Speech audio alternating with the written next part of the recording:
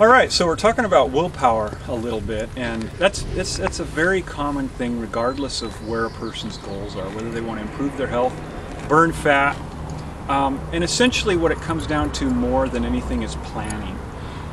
When you consume the BNBBs on a day in and day out basis, and you have foods prepared so that you can grab whatever's the most healthy, willpower really it's not an issue anymore.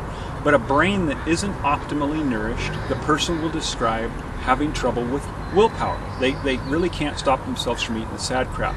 Essentially what's going on is the motor part of the brain, the part of the brain that controls what you grab with your hands. If you don't have enough nutrition, the hands are going to grab sad crap. If it does have enough nutrition, the hands will grab healthy food. People will crave healthier foods as their nutrition level goes up. Now, across the board, if we talk to marriage counselors that study nutrition, they're going to talk about people getting along better in marriage when their nutrition level is good. Kind of makes sense. If we talk to people who study prisoners, they've done a lot of studies in Britain, and inmates in prison, their behavior is completely different when their nutrition level is good. You look at adolescents, where they're just in school and they're going for the grades, or they're in their own juvenile situations, juvenile prisons and so forth.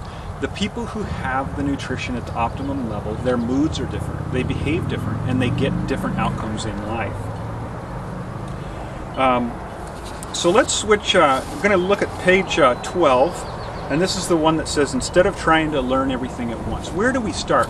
The way I train people, generally if somebody's paying me, they want to get fast results. My first outcome is for them to have long-term health. But long-term health isn't something that somebody can necessarily relate to in the beginning. So I want people to get the best possible outcomes in the short term and the long term. So month 1, make sure that you're eating enough BNBBs. That's right from the get-go. Don't try to stop the sad crap. The people that try to stop eating sad crap will not be successful. A little bit later on here I talk about a cheat day and how that relates. But generally we're talking about the brain not being fueled, and the brain needs to be fueled in order to crave good food. So month 1 is BNBBs. That's where you start. Sometimes people say, oh, this is so much information, I don't know where to start. You start with the BNBBs, that list of good, better, and best. Month 2, you make sure you're getting enough calories. In order to know how many calories you need, you have to know your body composition. And reduce your toxins. In other words, start to use products that are healthier for your body in general, so that the body can kind of clean out and the cells can function very clearly and promptly. Okay? Month 3, that's where you start to focus on making sure you get enough good fats and fiber. In month 4, we're talking carbohydrates. As you can tell, you're going to get fast results from the beginning, but we're looking at a 1-year time frame of making sure everything's in place, right? You might have some of this in place already, so you get faster results, or maybe you want to do everything in a shorter period of time. But these are my suggestions so that you can integrate it if you've never really done nutrition stuff. And in month 5, you start counting protein to make sure you're getting enough and not too much. Essentially, what you have to think ahead, and this relates to willpower again, in terms of planning your shopping, your cooking, if you're on the road, and when you're at work and dining out. These are all places where we could get off track.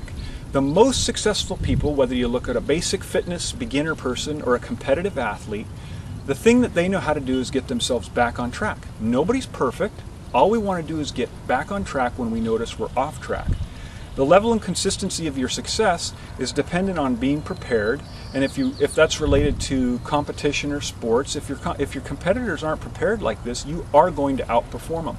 Generally, the natural athlete who doesn't pay attention to nutrition is going to get outperformed by somebody who might not be considered a naturally talented athlete, but does pay attention to their nutrition. And that's for all age levels. So you're going to eat based on your future goals. What's your primary goal? Is it fat loss? Is it strength, endurance, or gain and lean mass, or preventing disease?